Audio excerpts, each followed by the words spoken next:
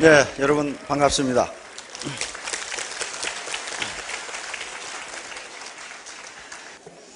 어느 대형 교회의 이 저명한 담임 목사님이 아침 일찍 산책을 하시는데 앞에 신앙이 돈독하기로 저명한 김 집사가 거슴트레한 눈으로 산책을 하고 있었습니다.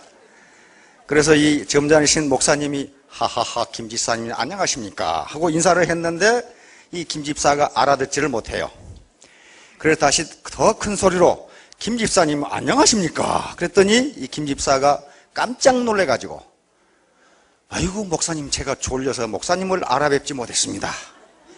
저는 어제 목사님 설교를 듣고 오늘 밤에 한숨도 자지를 못했습니다. 이렇게 된 거예요. 이 담임 목사님이 기분이 매우 좋으셨죠. 하하, 제 설교가 그렇게 감명이 깊었습니까? 그러나 김 집사님 인생에 대해서 그렇게 깊이 명상하는 것도 좋지만은 적절하게 잠은 주무셔야죠. 이렇게 하니까 김 집사가 하는 대답이 그게 아니고요. 저는 목사님이 설교하실 때마다 깊은 잠에 빠지기 때문에 저녁에 도저히 잠이 오지를 않습니다. 그런데 아침에 졸리지 뭡니까? 예. 뭐 때문에 조는지 그걸 확실히 알고 대답을 하셔야 됩니다. 우리가 생업에 바빠서 이리저리 뛰는 동안에 사회 일각에서는 이런저런 얘기들이 왔다 갔다 합니다. 엊그제 텔레비전 뉴스를 보니까 이 내년에가 흥룡띠라고 그렇게 이야기를 합니다. 그래서 인터넷에 들어가 봤더니 내년에 아들을 낳겠다는 세댁들이 무지무지 많아요. 내년에 인구가 상당히 늘 것으로 그렇게 생각이 됩니다. 몇 년 전에 2007년에 황금돼지해라고 해서 제왕절개를 하는 세댁들이 무지무지 많았다고 합니다. 12월에 황금돼지의 아들을 낳으면 부자가 된다더라. 그래가지고 야단 법석을 해서 나중에 신문에서 그게 아니다 했는데도 그건 그렇고 일단은 황금돼지라고 그러니까 아들을 낳자. 그런데요, 내년은 흥룡띠라고 그러거든요. 그럼 왜 흥룡띠인가 하는 것은 알고 넘어가야 되겠죠. 왜냐하면 그것이 옳다 그러다의 문제가 아니고요. 지피지기면 백전불태라고 그랬습니다. 우리 한국인들의 무의식 속에 들어있는 그걸 알아야 사업을 잘할 수가 있어요. 왜 흥룡띠라고 그러는지. 통상 우리 민족, 우리 한국인들의 의식구조를 형성한 게 유불선이라고 이렇게 이야기합니다. 유교, 불교, 그래 도교. 그러나 그 겉으로 보기에는 유불선인데요. 그 밑바닥을 흐르는 무의식의 밑바닥을 흐르는 또 우리 일상생활을 지배하고 있는 사고구조는요. 유불선이 아닙니다. 유불선이 아니고요. 세 가지가 지배하고 있는데요. 가장 크게 지배하고 있는 것이 음양오행입니다. 음양오행이고 풍수지리이고 또 하나는 주역입니다. 주역은 그것이 천문학이고 통계학입니다. 전부 통계로 되어 있어요. 통계적으로 되어 있고 음양오행은 동양의 물리학입니다. 물리학. 그리고 풍수지리는 지구과학이고 지리학이에요. 이 세 개가 합해져 가지고 우리의 의식구조를 형성하고 있어요. 나는 그렇지 않는데 나는 교회 나가는데 천만의 말씀이에요. 그렇지 않습니다. 그렇게 돼 있어요. 자, 그러면 내년에 흥룡띠라고 하는데요. 어째서 흥룡띠가 되는지 그걸 한번 보고 내년에 아들을 낳으실 분은 내년에 낳으시기 바라고, 왜냐하면 내년에 못 낳으면요. 흥룡띠를 기다리려면 60년을 기다려야 됩니다. 그러니까 그때 가서 아들을 낳으시려면 낳으시고 기왕에 낳을 건 내년에 낳으시려면 낳으시고 그렇게 해보시기 바랍니다. 흥룡띠인가를 아시려면 흥룡띠인지 백룡띠인지 청룡띠인지 아시려면 간지라고 하는 것을 아셔야 됩니다. 간지. 자, 간지는 천간지지의 준말입니다. 간지. 하늘은 양이고 땅은 음이라고 해서 양과 음이 만나서 하나의 조화를 이루는 게 간지입니다. 천간은 10개이고 지는 12개입니다. 예, 천간은 10개입니다. 가불병정 무기경신 임계 이게 천간인데 10개예요. 그리고 그 밑에 음을 지배하는 땅을 지배하는 것은 12개입니다. 자축인묘 진사오미 진유술해 이렇게 12개입니다. 그러면 이게 10개 하고 12개 하고요.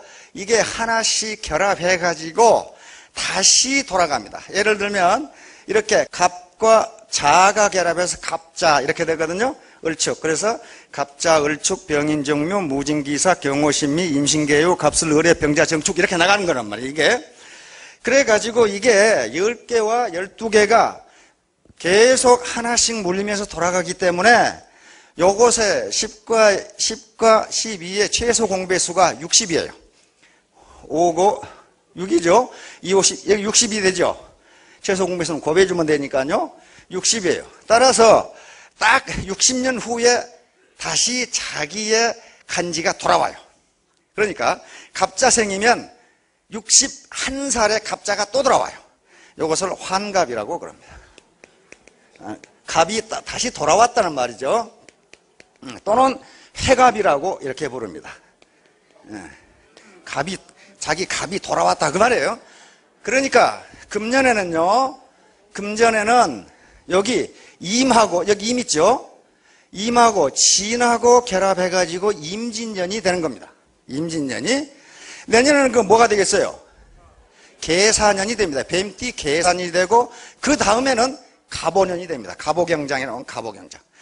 그래서 우리 역사는 전부 이걸로 기록되어 있어요. 을사조약, 갑오경장. 임진년은 뭐가 일어났어요? 임진왜란. 임진년에 일어난 거예요. 이렇게 전부 역사가 무오사화 이런 식으로 전부 그렇게 그렇게 되어 있어요. 그러니까 이걸 보면 뭘 알 수 있냐면요, 이것이 만들어진 것은 날짜를 기록하기 위해서 만들었을 것이다 이렇게 생각한다. 그럼 이게 언제 나왔느냐? 사마천의 사기, 오제봉기, 하봉기, 그 다음에 은봉기에 보면은 지금부터 3700년 전에 은나라, 또 상나라라고 하는 나라가 있었는데 그 상나라의 임금의 기록이, 임금의 이름이 쭉 기록되어 있는데 전부 이걸로 기록되어 있어요. 갑을병정으로 기록되어 있어요. 태갑, 천을, 옥정 이렇게 다 기록되어 있어요. 그러니까 이게 생긴 것은 지금부터 한 3700년 전일 것이다 이렇게 생각해요. 무엇 때문에? 날짜를 기록하기 위해서. 그래서 해마다 해에 간지가 붙는데 그걸 태세라고 그럽니다. 태세. 그 다음에 월마다 간지가 또 붙어요. 그걸 월건이라 그러고, 매일 간지가 붙어 있어요. 달력 보면 매일 붙어 있죠. 그 밑에 그걸 일진이라고 그래요. 일진. 그래서 일진이 나빴다 그 말은 오늘 재수가 없다 그런 말이에요. 지금 일진이 오늘이니까 오늘 재수가 없다 그런 말이에요. 자, 그러니까 요렇게 결합하는데요, 요것은 천간이 하늘을 나타내고 땅을 나타내고, 이건 양이고 음입니다. 음이면 자는 요게 이제 띠를 나타내요. 자는 뭡니까? 쥐, 축이 소, 인이 호랑이, 묘가 토끼, 진이 용, 사가 뱀, 여기는 말, 미는 양, 여기는 원숭이, 잔나비입니다. 유는 닭, 여기는 개, 돼지, 그렇습니다. 그러면 임진년이면 무슨 해예요? 용입니다. 용. 임진년이면 용이죠. 용입니다. 용인데 왜 흑룡이 되느냐 하는 거예요. 왜 하필 흑룡이 되느냐. 흑룡이 되는지 안 되는지를 보려면은 오행을 봐야 됩니다. 요 오행 분류표 제가 분류한 겁니다. 자, 오행은요, 목, 화, 토, 금, 수가 오행입니다. 여기에 월, 화가 붙으면 어떻게 됩니까? 우리 요일이 되잖아요. 월, 화, 수, 목, 금, 토. 그렇죠? 자, 일, 월, 그렇죠? 화, 수, 목, 금, 토. 이게 오행이고요. 이게 음양입니다. 그렇게 되잖아요. 해, 달, 목화, 수, 금, 토. 이렇게 해서 음양 오행으로 요일이 딱 짜져 있어요. 그러면 서울의 지명이라든가 서울의 대문 이름이라든가 궁전 이름이라든가 날짜라든가 명절이라든가 그런 전부 이걸로 되어 있습니다. 한번 보세요. 자, 그러면 이게 모든 것이 여기에 오행에 맞도록 이렇게 짜져 있어요. 그러면 목에 해당하는 것은 갑을이고, 됐죠? 화가 병정, 토가 무기, 금이 경신, 수가 임계입니다. 내년에 임진년이라고 그랬죠? 임진년인데 이건 용이고요. 용이고 임이 어디가 있어요? 여가 있죠? 근데 요건 무슨 색이에요? 흑색이죠. 예, 흑룡이 되는 겁니다. 흑룡. 자, 그 다음에 그러니까 전부 요것이 그런 방법으로 돼 있어요. 이게 목은 청이고 적, 황, 백, 흑 이렇게 됩니다. 그 다음에 이건 동, 남, 중, 서, 북 이런 식으로 오행이 전부 이렇게 분류가 되어 있고 인, 예, 신, 의, 지 이렇게 했어요. 자, 동대문을 무슨 문이라 그래요? 예, 숭인지문이죠. 예, 숭인지문. 요건 여기 지자가 들어간 것은요 화기를 막기 위해서 그렇게 한 거고. 자, 숭인지문이에요. 동대문은 인입니다. 인 맞나요? 예, 동이 인 맞죠? 남대문은요 숭례문입니다. 예입니다. 예지요. 예. 저쪽에 서대문에 있는 것은 무슨 문이에요? 돈이문이죠. 예, 의입니다. 의로 맞춰놨죠? 경복궁 북쪽에 있는 문이 홍지문이에요. 지예요. 그래서 북쪽에 배치한 겁니다.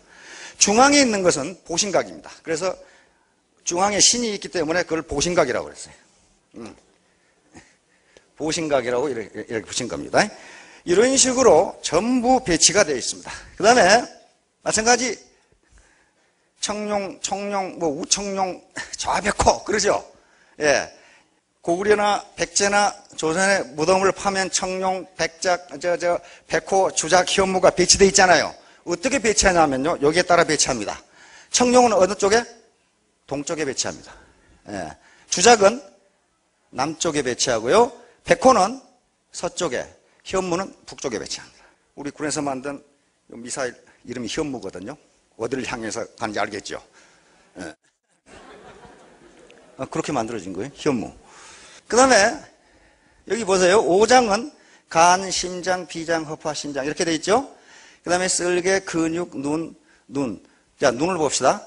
눈은요 어디에 해당하냐면요 여기에 목에 해당합니다. 목은 청이니까 눈은요 푸르고 녹색을 보면 눈이 좋다는 개념입니다. 눈이 좋아진다는 거예요. 전부 그런 개념으로 혀는요 화의 근원이에요. 이게 말 잘못해가지고 싸면 너 무지하게 많죠. 예. 이런 식으로 돼 있고요. 일반적으로 암은요 한의학에서는 냉병이라고 합니다. 몸이 차지면 암이 일어나도록 돼 있어요. 그리고 러시아 같은 경우는 암 치료 방법을 연구하고 있는데 우리 체온을 한 40도 이상 올려버리면 암이 다 죽어버린다네요. 몸에 있는 몸이. 근데 문제는 사람이 죽어버려. 이렇게 하면 그래서 이걸 어떻게 사람이 죽지 않도록 하고 체온을 40도 이상 올려버리느냐. 그러면 몸에 있는 모든 암이 다 죽어버리기 때문에 그걸 연구를 하고 있다고 그래요. 러시아에서. 그냥 별로 연구 다 하고 있죠. 우리는 구경만 하면 되는 거고. 그런데요, 이 화에 해당하는, 이 화에 해당하는 심장과 소장에는요, 이거 열이기 때문에 절대로 암이 발생하지 않습니다. 그렇게 짜져 있어요. 심장암 걸렸다는 사람 봤어요? 없어요. 소장암도 안 걸려요. 안 걸립니다. 이건 화이기 때문에, 불이기 때문에 거기 암이 생길 수가 없도록 그렇게 짜져 있어요. 자, 이런 식으로 이게 일종의 해부학입니다. 해부학. 그 다음에 이게 지금 두려움이 요 신장 방광에 해당하는데요.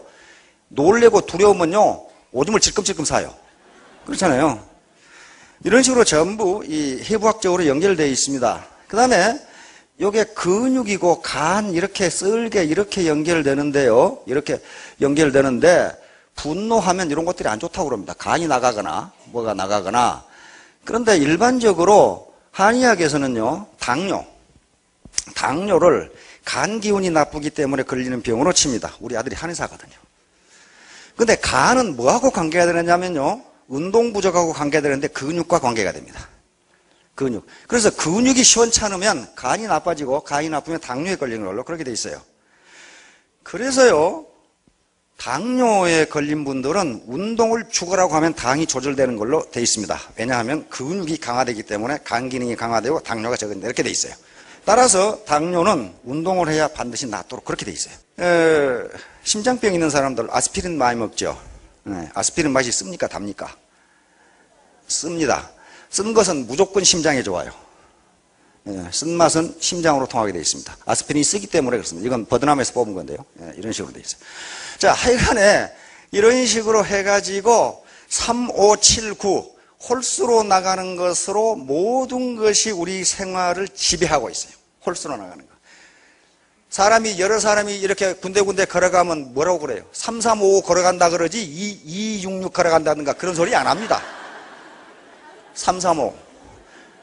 영롱한 오색무지개. 반드시 그렇게 됩니다. 무지개는요, 오색이 아니에요. 근데 그렇게 때 맞춘 거예요. 오곡백화. 오곡이라고 그럽니다. 곡식 5가지입니까? 수없이 많아요. 오곡이라고 그럽니다.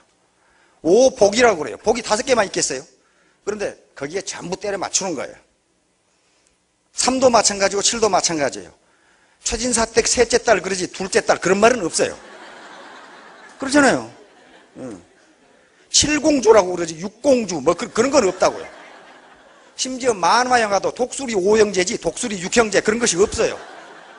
생각이 다 그렇게 돼 있어요. 3, 5, 7, 9로 다 돼 있어요. 모든 명절도 홀수가 겹치도록 그렇게 만들어졌어요. 3월 3일 삼진날, 5월 5일 탄오, 7월 7일 칠석, 9월 9일 중구 또는 중양절 이렇게 돼 있어요. 그래서 뭐 2월 2일이라든가 4월 4일, 6월 6일 그런 게 없어요. 명절이. 전부 3, 5, 7, 9로 이렇게 맞도록 되어 있습니다. 왜냐하면요. 홀수를 양수라고 그럽니다. 양수라고 그러고 짝수는 음수라고 그래요. 음수.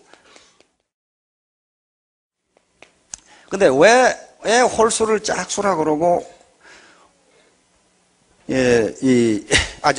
홀수를 양수라고 그러고 짝수를 음수라고 그러냐면 3은요 짝이 맞지를 않아요.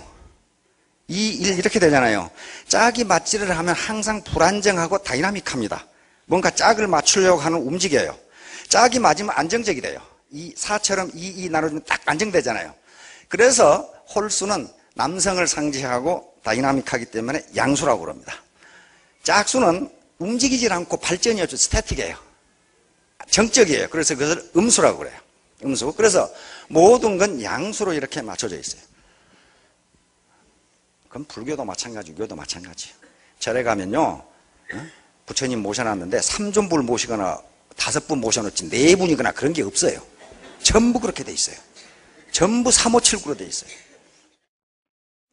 자, 이런 것들이 우리 생활에 그렇게 영향을 미칩니다. 자, 오늘 제가 하려고 하는 얘기는요, 이건 뭐 음양오행을 하자는 게 아니고, 이런 것이 맞다 틀리다의 문제가 아니고, 우리의 의식구조를 지배하고 있으니까, 자기도 모르게 그렇게 해요. 하다못해 사람이 돌아가시도 3일장을 하거나 5일장을 하지 2일장 한다거나 4일장 한다거나 그게 많지가 않아요. 지금 요즘은 가끔 있는데요, 거의 없어요. 3, 5, 7. 축의금이나 조의금을 해도 3만 원 하거나 5만 원 하지 2만 원 하거나 4만 원 그걸 안 한단 말이에요. 그게 우리 무의식 속에 들어있는 의식 구조예요. 그런다니까요.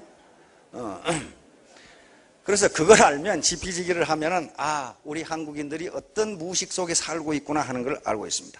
이삿날을 정해도 전부 다 그런 식으로 돼 있어요. 그러니까 뭐 크게 연구할 것도 없고 그렇게 3579만 알고 있으면 됩니다.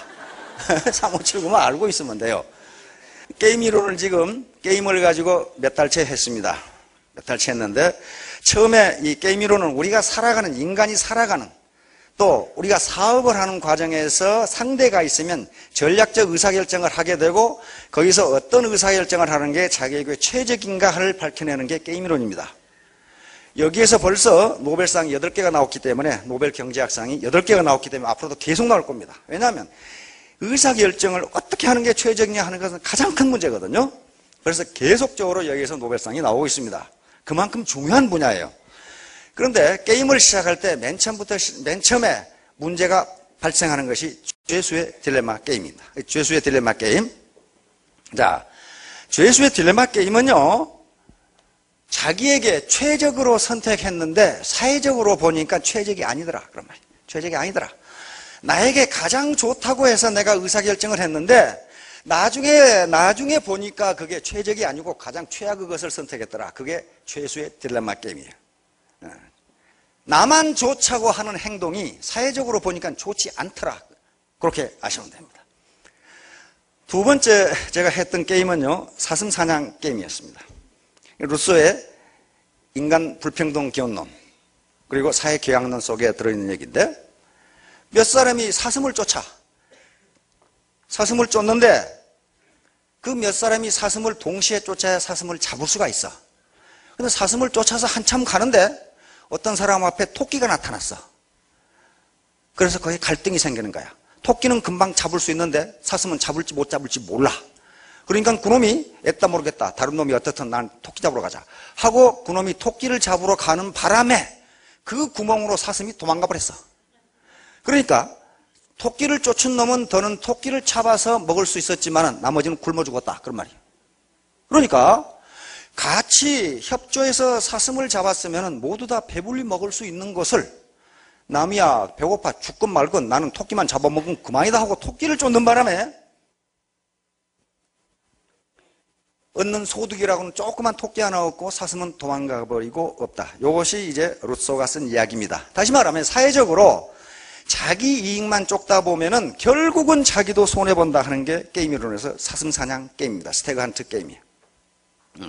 스태그는 큰 사냥이죠. 큰 사슴이죠. 큰 숫사슴을 잡을 수 있는데 협조하면, 아이고 나는 내 눈앞에 있는 토끼나 잡자고 그럼 가버리면 그쪽으로 사슴이 도망가 버린다. 그게 이제 사슴사냥 게임입니다. 세 번째 한 게 최후 통첩 게임이었습니다. 알티메이트 게임. 최후 통첩 게임은요, 인간이 과연 합리적인가 하는 것을 실험한 게임입니다. 인간이 과연 합리적인가?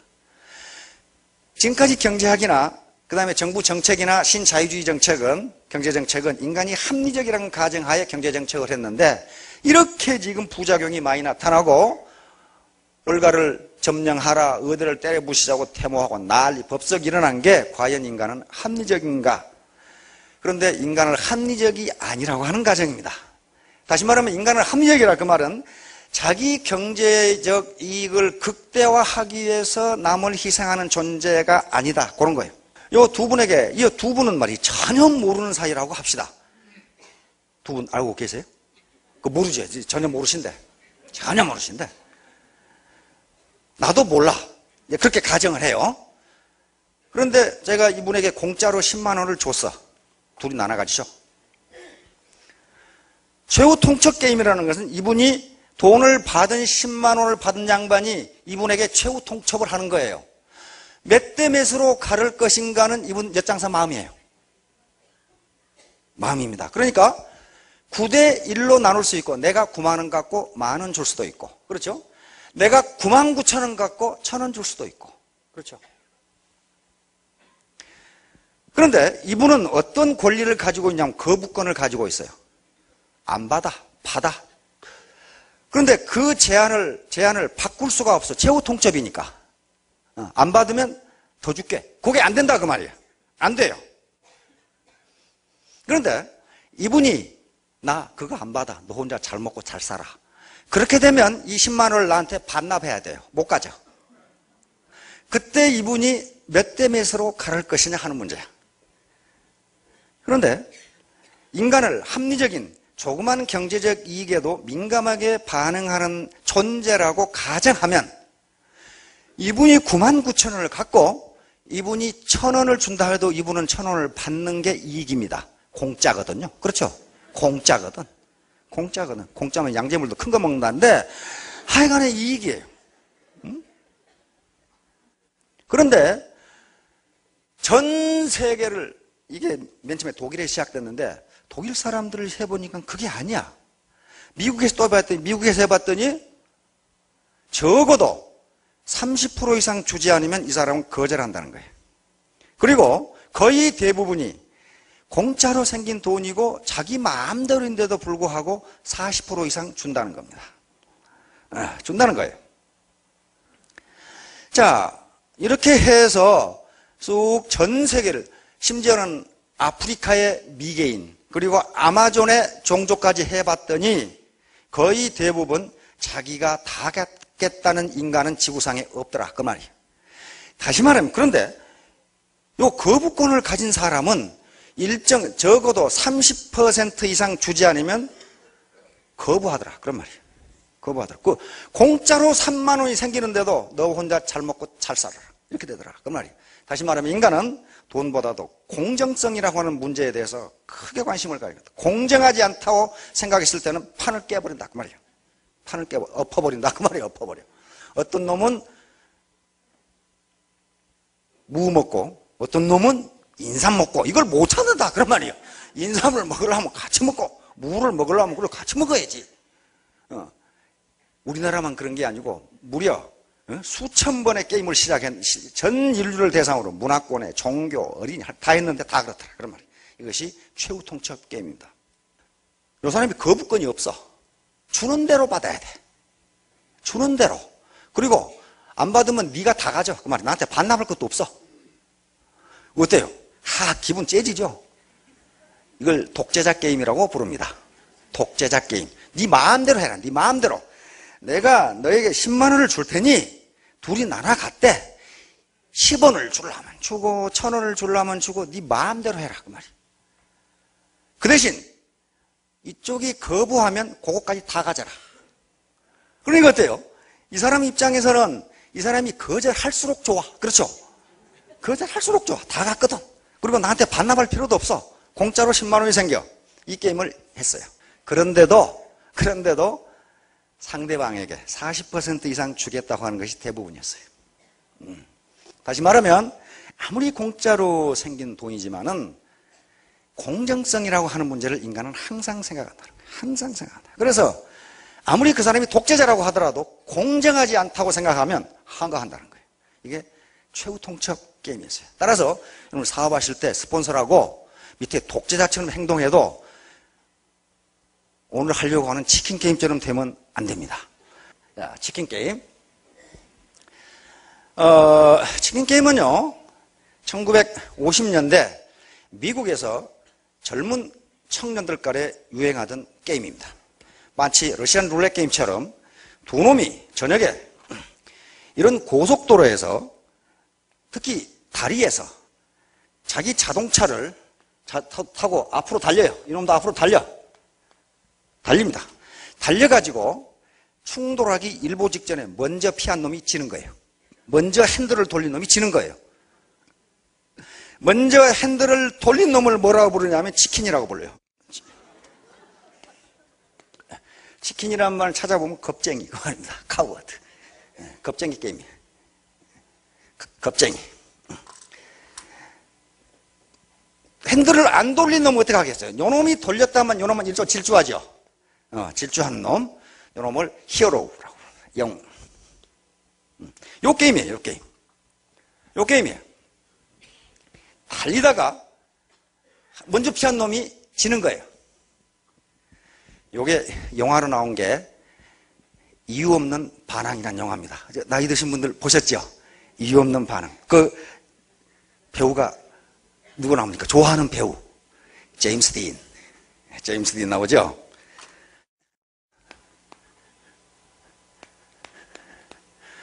이유 없는 반항. 이 영화에 Rebel Without Cause.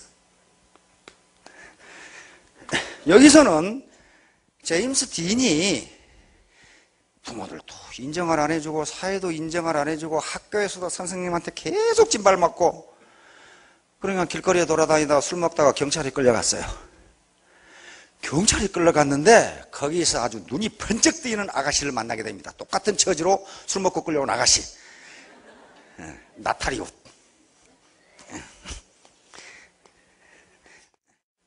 50년대 허리우드의 대표적인 배우 중에 하나죠. 여배우 중에 나탈리 옷을 만납니다. 그래서 나탈리 옷하고 둘이 스파크가 번쩍 난 거예요. 거기서. 요즘 젊은이들 말로 하면 필이 꽂힌 거예요. 그래서 이제 필이 꽂혀가지고 둘이 가까워지니까 나탈리 옷을 좋아하던 어떤 놈이 가만히 있겠어요? 너희놈 나오고 결투를 하자. 결투가 뭐냐 하면 치킨 게임이에요. 여기 낭떠러지가 이렇게 있는데 둘이 자기 자동차를 몰고 낭떠러지 근처에 가서 먼저 뛰어내는 놈이 지기다. 그 말이야. 먼저 뛰어내는 놈이 지기다. 낭떠러지 떨어지면 죽잖아요. 먼저 뛰어내는 놈이 지기다. 이게 치킨 게임이에요. 뛰어내는 놈은 치킨이 되고 나중에 뛰어내린 놈은 히어로가 되는 게임이에요. 그래서 나타리웃을 차지하는 게임이에요. 이게 이유 없는 반항에 나오는 치킨 게임입니다. 그런데 이 자식은 끝까지 가다가 낭떠러지 떨어져 죽어버렸어. 그래서 나타리웃은 자연히 제임스 딘의 차지가 됩니다. 이 자식, 왜냐면 제임스 딘은 먼저 뛰어내려버렸거든. 근데 이 자식은 끝까지 가다가 떨어져 죽어버렸어요. 그러면 치킨 게임의 결과가 어떻게 되는지 상상이 되지요. 자, 근데 나타리웃이요, 제일 예쁘게 나오는 영화가 있어요. 혹시 우리 어르신들 그거 웨스트 사이드 스토리에 나옵니다. 그 빨간 원피스 입고 춤추는 거 있잖아요. 나타리웃. 그 번스타인이 쓴 이 뮤지컬을 영화한 게 웨스트 사이드 스토리 있잖아요. 이야, 진짜 이뻐요. 그런데 우리 마누라보다는 조금 덜 이뻐요. 이게 이제 우리 마누라는 조금 덜 이쁜데, 제임스 딘은 딱 영화 주연급으로 나온 게 3개입니다. 에덴의 동쪽이라는 영화 혹시 어르신들 보셨죠? 이스트 오브 이든, 에덴의 동쪽, 이스트 오브 이든, 이런 에덴의 동쪽이라는 영화가 있었고, 그 다음에 자이언트라는 영화를 보셨는지 모르겠네. 자이언트라는 영화가 있어요. 이건 텍사스 초원을 대상으로 나중에 석유 재벌이 되는 제임스 딘의 이야기를 쑥. 근데 자이언트에서요, 엘리자베스 테일러. 나 그렇게 이쁜 여자는 또 처음 봤어. 그게 어쩌면 그게 그 눈빛이 어떻게 이 제비꽃 빛깔이야. 그 보랏빛 눈빛이 말이에요. 클레오파트라 보셨잖아요. 클레오파트라, 아이반호. 특히 아이반호에서 그렇게 이쁘게 나와. 이 엘리자베스 테일러가. 물론 우리 마누라보다는 조금 덜 이뻐요. 그게. 제임스 딘은 이 3개의 영화를 찍고 24살에 죽었습니다. 자동차 사고로 죽었습니다. 근데 3개가 전부 명작으로 지금도 남아있고, 우리나라에도 1990년에 또 수입돼서 또 상영했어요. 그때 봐도 또 좋아요. 이 3개의 영화가. 하여간에 이렇게 치킨 게임은 부딪혀서 피하거나, 안 그러면 둘이 피하거나, 둘이 부딪혀 죽거나, 그런 게임이에요. 그런데 치킨 게임이라는 말은 경제학하고 정치학에서 쓰는 용어입니다. 생물학에서는요, 지금 이 생물학계나 생물학 통계학에도 전부 게임 이론으로 좀 풀어가는데요, 도대체 이놈의 생태계가 어떻게 유지되느냐 하는 문제를 게임 이론으로 설명을 하고 풀어갑니다. 가장 유명한 생물학자가 존 메이나드 스미스라는 생물학자인데요, 이분들이 생태계를 연구해 보니까 생태계에서 발전기에 순놈들이 암놈을 차지하기 위해서 싸우는 게 치킨 게임인 것 같은데 그게 아니라 그 말이에요.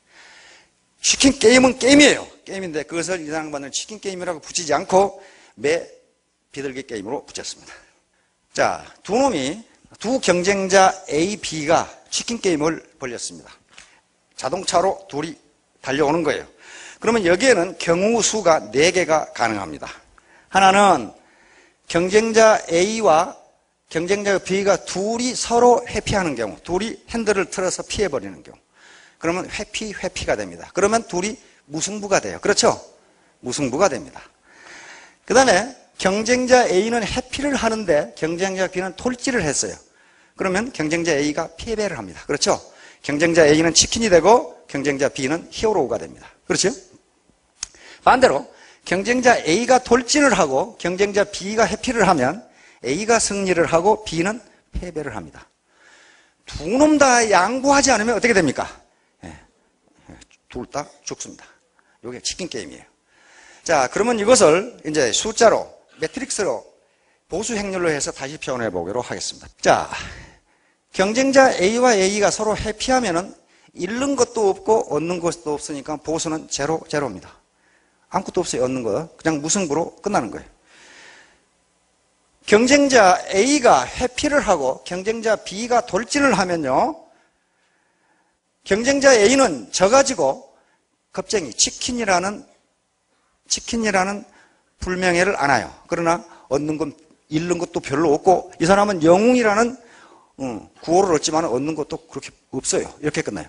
이것은 정반대죠. 그런데 두 놈 다 양보하지 않고 충돌을 해버리면 둘 다 죽어요.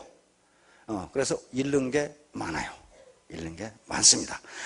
자, 그래서 이 사회에서 이루어지는 게임들이요, 거의 대부분 치킨 게임이 일어나는데, 자, 이제 비둘기 게임입니다. 또 이것은 존 메이나드 스미스와 조지 프라이스라고 하는 영국의 저명한 지금 세계적인 생물학자 둘이 자연 생태계가 어떻게 이루어지는가 하는 것을 게임 이론으로 풀어낸 것들입니다. 이게 경쟁자 A와 경쟁자 B가 비둘기 게임인 경우, 다시 말해 앞에서 회피예요. 게임 경우에는 그냥 둘이 무승부로 끝나요. 그런데 경쟁자 B가 매가 되고 이놈이 비둘기가 되면은 비둘기가 집니다. 지고 매가 이겨요. 윈. 그 다음에 경쟁자 A가 매가 되고 경쟁자 B가 비둘기게 되면은 A가 이겨요. 비둘기는 도망가게 돼 있죠. 매한테. 둘 다 매가 되면 둘 다 망해요, 이제. 자, 숫자로 보도록 하겠습니다. 지금 늑대 A와 늑대 B가 사슴 한 마리를 잡아놓고 으르렁거리고 있어요. 어느 놈이 먹을 것인가? 자, 봅시다. 둘이 비둘기 전략을 택하면은 이게 무슨 얘기예요? 둘이 나눠 먹자, 그 말이야. 협력하자 하면 절반씩 5 나눠 먹을 수 있어요. 그렇죠? 그런데 늑대 A가 비둘기 전략을 취하는데 늑대 B가 매 전략을 취하면 요 자식 비둘기 전략을 취한다는 건 도망간다, 그 말이에요. 내가 보니까 안 되겠으니까 도망가 버린다. 그러면 늑대 B는 10을 다 먹습니다. 그렇죠? 이 케이스는 늑대 B가 도망가는 케이스니까 늑대 A가 혼자 10을 다 먹어요. 그렇죠? 그런데 늑대 A와 늑대 B가 사슴을 놔두고 사생결단으로 싸우면 두 놈 다 죽어요. 거기서 한 놈은 물려 죽을 테고 한 놈도 엄청난 상처를 입는데 포식동물은요, 조그마한 상처를 입어도 그대로 죽습니다. 왜 그렇습니까? 사냥을 못하기 때문이에요. 따라서 두 놈이 매매 게임을 하면요, 두 놈 다 잃는 게 너무 많아요. 그렇잖아요. 그래서 존 메이나드 스미스와 이 조지 프라이스가 생태계를 연구를 해보니까 매매 게임을 하지 않는다, 그런 말이에요. 자, 난 동물의 왕국을 무지 좋아하는데요, 캥거루 싸우는 걸 보세요. 고작이야 뺨나게 때리고 있어, 둘이 이렇게 때리고 있다. 한 놈이 때리면 이렇게 때리고.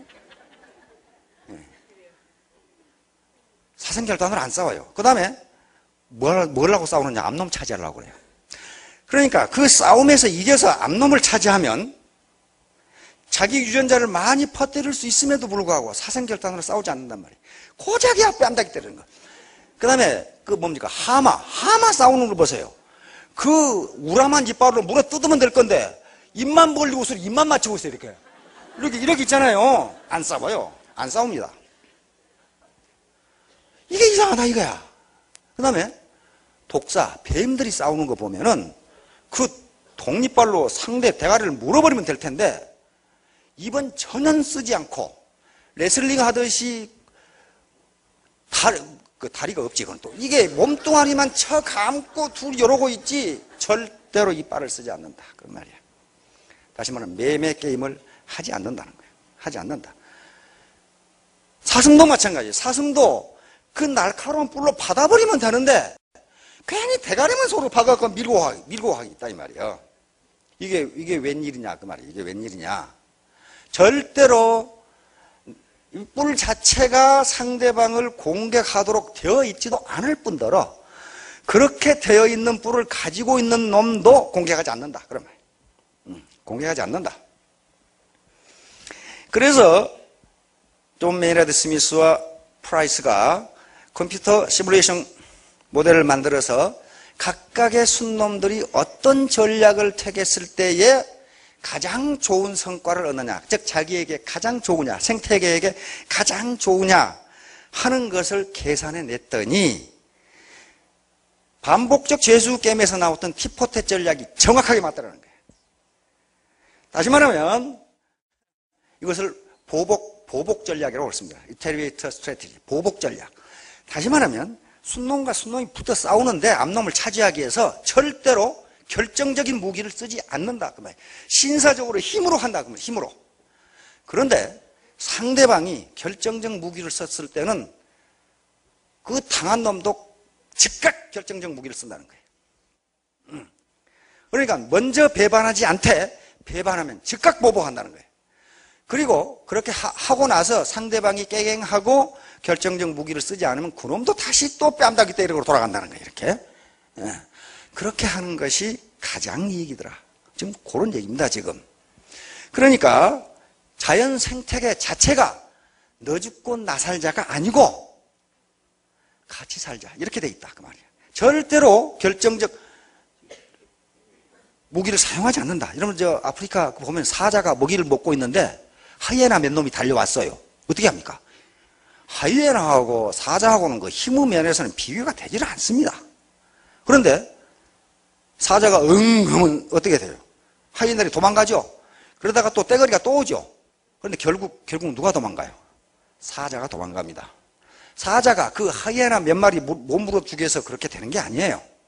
왜냐하면 그 떼거리가 많기 때문에 하이에나 5마리 물에 죽어도 자기 뒷다리 물리면 어떤 놈한테 사자 자신이 죽어요. 사냥을 못 하거든요.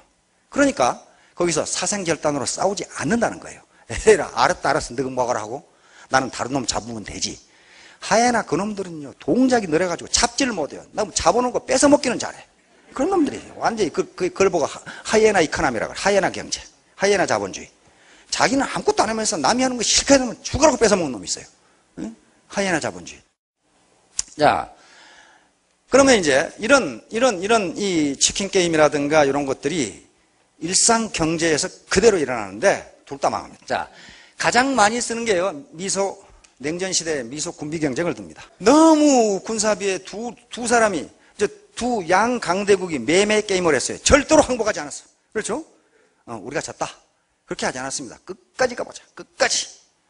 결국 서로는 붕괴됐고 미국은 지금 빚더미에 일본과 독일의 또 한국의 시장 다 뺏기고 허덕이고 있어요. 군사비에 너무 많은 지출을 해버렸어요. 갈 때까지 가보자 하고 다시 말하면 매매 게임을 계속하면요 둘 다 피멍이 든다는 거예요. 남북한 문제도 마찬가지입니다. 조금도 양보를 안 해요. 조금도. 지금 치킨 게임을 계속하고 있는 거고 북핵 문제는 더욱더 치킨 게임이고 결국 요 치킨 게임에서 매매 게임을 하면요 누가 지냐 하면 비둘기가 지게 돼 있어요. 다시 말해 힘 약한 놈이 지게 돼 있어. 북한은 어떻게 됐습니까? 거덜났죠. 완전히 거지 국가가 되어버렸어요. 그대로 망해요. 자, 그 다음에 노사. 이게 죽어라고 하는 노사분규. 이것도 치킨 게임입니다. 너 죽고 나 죽자. 이렇게 하는 거예요. 절대로 양보 못한다. 매매 게임을 하고 있는. 어느 한쪽이 비둘기가 되면 끝나요. 그런데 어느 한쪽이 비둘기가 되려고 생각을 안 씁니다. 왜냐하면요. 내가 비둘기가 되면 저쪽도 비둘기가 돼주면 좋은데 매로서 날 잡아먹으려고 그래. 그러니까 비둘기가 될 수가 없는 거예요. 그러면 둘이 망하는 거예요. 제일 아주 형편없는 무식쟁이는 카다피예요. 이걸 어떻게 나토하고 치킨 게임을 하나. 나토하고 완전히 가족이 아주 그냥 폐가 망신했죠. 나토하고는 치킨 게임을 하는 게 아니에요. 지가 비둘기가 될 수밖에 없는데 이건 카다피의 예를 들었지만은 그 이집트의 무바라크나 응? 그 다음에 벤 알리나 이제 튀니스의 벤 알리나 그 다음에 요르단의 그 사람이나 전부 치킨 게임하다 맞아 죽거나 안 그러면 쫓겨나거나 감옥에 가거나 전부 그 모양이에요.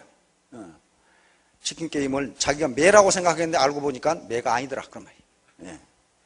그래 이런 지도자 만나놓으면요 아주 고달퍼요. 지가 매고 지가 영웅이라고 생각하는데 이게 아주 무기막지한 황당무계한 놈이거든 이게 가장 많이 나타나는 게 기업의 시장쟁탈전이 치킨 게임입니다. 우리나라 1960년대 70년대 가장 수출 1, 2등이 합판과 가발이었는데 미국 시장에서 우리 가발 업체들 치킨 게임마다 다 망했어요. 가격이나 경쟁을 다 망했죠. 최근 들어서 또 치킨 게임을 하고 있습니다. 근데 이건 삼성이 유발했지만 삼성이 매가 됐기 때문에 이겼어요. 반도체 치킨 게임을 시작해가지고 일본의 도시바, 그다음에 저쪽에 인텔, 대만 업체 사정없이 가격을 떨어뜨리면서 치킨 게임을 시작했는데 삼성이 판정승을 해서 삼성이 돈방석에 올라앉았습니다. 그거 이기면 돼요. 왜? 다 차지하거든요, 시장을. 최근에 반도체 시장뿐만 아니라 애플하고 삼성도 지금 특허 분쟁이 치킨 게임입니다. 양보 안 해요. 갈 때까지 가보자. 이렇게. 둘 중에 한 놈, 너 죽고 나 죽자. 아까 아니고 너 죽고 나 살자. 이 게임을 하는데 결국은 너 죽고 나 죽자 게임이 되는 거예요. 지금 우리나라 지금 해운업계도 지금 최근에 보도를 보면은 국제 해운 시장에 치킨 게임이 벌어졌습니다. 국제 해운 시장에서 가장 큰 업체는 머스크라고 회사인데, 머스크라는 회사인데요. 우리나라 머스크사, 우리나라 서울에 가면 머스크 있죠? 덴마크 회사입니다. 세계 컨테이너 시장을 장악하고 있는 세계 최대 컨테이너 운송업체입니다. 덴마크 업체인데, 이 업체가 우리 대우조선 해양에 무려 대형급 컨테이너선 30척을 주문하면서 치킨 게임을 시작했습니다. 다시 말하면, 컨테이너 운반 운임을 70%를 떨어뜨려 버렸어요. 그럼 어떻게 되겠어요? 비실비실하는 업체는 망하라는 얘기예요. 그래서 지금 우리 한진해운하고 현대상선이 지금 죽을 판이에요. 지금 내년에 죽을지 살지 모르겠어요. 그러니까 스위스 업체하고 프랑스 업체하고 둘이 손을 잡고 지금 싸움이 붙었거든요. 그렇게 붙으니까 어때요? 우리 한진해운하고 현대상선은 이거 죽을 판이죠. 이거 누가 손 잡아? 둘이 잡아봐야 둘 다 비둘기야 지금. 둘 다 비둘기니까 이 공룡들이 지금 해운업계에서 치킨 게임을 시작했어요. 누군가는 망할 겁니다, 지금 이제. 그 다음에 2차 전지 시장도, 세계 2차 전지 시장도 치킨 게임이 시작됐다고 이렇게 엊그제 보도된 걸 봤어요. 다시 말하면 2차 전지, 우리가 충전해서 쓸 수 있는 배터리 있죠? 우리 핸드폰이나 충전해 쓰잖아요. 1차 전지는 한번 쓰고 버리고 2차 전지는 다시 충전해서 쓰는 그런 전지인데, 전기 자동차가 호황을 누릴 걸로 알고 세계 모든 2차 전지 공장들이 대규모 투자를 했는데 웬걸 이게 불황으로 빠져들면서 전기 자동차가 안 다녀. 그러니까 되겠어요. 지금 세계 2차 전지 시장은 일본 업체들이 70%를 장악하고 있는데 치킨 게임을 시작했습니다. 가격이나. 이런 식으로 죽기야 이면 까무라치기에 지금 치킨 게임이 계속되고 있다. 그 말이에요. 자, 그 다음에 연인의 주도권 싸움. 이것도 마찬가지. 이것도 세 가지 전략이 가능합니다. 갑돌이와 갑순이가 연애를 해요. 연애를 하는데 어디서 데이트를 할 것인가? 갑돌이는 야구장에 가자. 갑순이는 아니다. 연극 보러 가자. 근데 갑순이는 야구에 대해서는 전혀 백지고 전혀 재미가 없고 갑돌이는 연극 극장에 들어가자마자 졸고 요 모양이에요. 그럼 여기에 게임이 세 가지가 있을 수가 있습니다. 하나는 매매 게임이에요. 매매 게임은 어떻게 하는 겁니까? 둘이 다 야구장에 가자. 안 간다. 연극 가자. 안 간다. 하다가 둘이 그럼 헤어지자. 이렇게 되는 거예요. 이게 매매 게임이에요. 이건 수단과 목적의 전도 현상이 일어납니다. 목적은 데이트하는 건데 데이트하는 수단을 가지고 싸우다가 목적이 깨져버려. 그렇잖아요. 이게 매매 게임인데 둘 다 그냥 끝나요. 그대로 끝납니다. 예. 두 번째, 세 번째 케이스는요, 둘 중에 하나가 양보하는 거예요. 예. 다시 말하면 매 비둘기가 되든지 또는 비둘기 매가 되든지 둘 중에 하나가 양보하는 거예요. 갑순이가 그래 야구장에 갑시다. 갑돌이가 그래 연극 보러 가지. 그러나 둘 중에 하나는 하루 종일 인상이 안 좋아요. 아이고 한 좀 졸고 있고 한 놈은 보기 싫어 죽겠고. 요건 좋은 결과가 나오질 않아요. 한쪽이 매가 되고 한쪽이 비둘기가 되면요, 비둘기가 된 쪽은요 앙심을 품어요. 내 다음에 가나 봐라. 내 너를 만나나 봐라. 이렇게 된단 말이에요. 그래서 승자 게임이 되려면 어떻게 됩니까? 비둘기 게임이 돼야 됩니다. 비둘기 게임은 그러면 야구장도 가지 말고 연극 보러도 가지 말고 우리 양로원에 봉사하러 가자. 좋지. 이렇게 된단 말이에요. 예? 제3의 대안을 찾아보는 거예요. 그러지 말고 우리 인천 앞바다 구경 갑시다. 그러도 되잖아요. 응? 이게 비둘기 게임이에요. 그러니까 매매 게임을 하면 둘 다 죽고, 매 비둘기 게임을 하면요 한쪽이 이기는데 진 쪽은 앙심을 품어요. 응? 그 비둘기가 항상 비둘기면 좋은데 언젠가 물어요. 전에는 내가 그렇게 했잖아. 이번엔 양보해야지. 이렇게 되기 시작하면 문제가 복잡해져요. 그래서 이제 결론적으로 애터미 사업도 치킨 게임이 일어날 수 있습니다. 이것은 일어날 수 있는 게 아니라 항상 일어날 가능성이 있어요. 누구하고 치킨 게임을 하냐면요, 애터미와 협력사 치킨 게임 할 수 있습니다. 너 죽고 나 살자. 두 번째, 회사와 사업자 치킨 게임 합니다. 사업자와 사업자, 그 다음에 스폰서와 파트너 치킨 게임이 벌어질 가능성이 충분히 있어요. 지금까지 불처럼 일어났다가 재처럼 살아난 회사는 전부 치킨 게임을 해서 그렇습니다. 경영자가 매가 돼가지고 사업자들을 뜯어먹으린 바람에 사업자들이 다 도망가 버리고 망해버린 회사들. 사업자들이 힘을 합해가지고 경영자를 겁박해가지고 경영자를 뜯어먹는 바람에 망해버린 회사들. 사업자와 경영자가 결탁해가지고 매가 돼가지고 밑에 사업자가 고객을 뜯어먹은 바람에 그냥 망해버린 회사들. 이게 치킨 게임이에요. 결코 그렇게 치킨 게임에서 이익 못 봅니다. 스폰서와 마찬가지 파트너도 치킨 게임이 일어날 수 있어요. 그런데 항상 매가 되고 비둘기가 되는 게 아닙니다. 일단 비둘기로 당한 사람은요 앙심을 품고 언제든지 매가 될 생각을 하고 있어요. 오냐 나 혼자 망하는 거 봐라. 넌 물귀신 작전을 한단 말이에요. 따라서 반드시 네트워크 시장에서는요 반드시 치킨 게임이 일어날 가능성이 있어요. 지금도 여러 가지 통계를 분석하면 이놈 치킨 게임 하는구나, 남이야 죽든지 말든지 집에만 채우면 그만 이러구나 하는 게임이 나타나요. 그런데 그 비둘기로 당한 사람이 가만히 있느냐, 나중에 보복을 해요. 그렇게 되면 매매 게임이 되면서 둘이 다 망해. 그거 모를 것 같은데요 금방 알아요. 항상 자기가 비둘기라고 생각하는 인간은 이 세상에 없어요. 자기가 매가 되겠다고 생각하는 사람이 있는데 다 매가 되겠다고 그러면 자동차 2대 충돌해서 죽는 것처럼 죽게 돼 있어요. 그것이 자연 생태계에서 그대로 나타납니다. 자, 마지막 보도록 하겠습니다. 자, 콘크리트와 사슴 그리고 초유기체. 콘크리트는요 거기에 자갈과 모래 그리고 철근이 들어가야 됩니다. 얼마나 단단해요. 그렇죠? 모래 단단하고 자갈 단단하고 철근 튼튼해요. 이게 전부 다 매라고 생각하고 지끼리 싸우면요 콘크리트가 안 됩니다. 거기에 협력, 상호 배려, 그리고 공정성이라고 하는 물과 시멘트가 들어가야 이게 콘크리트가 되고 건물이 세워지지요. 자갈이 모래한테 내가 더 강하거든, 철근이 내가 더 강한데, 그러고 하고 있으면요 결코 건물을 세울 수가 없어요.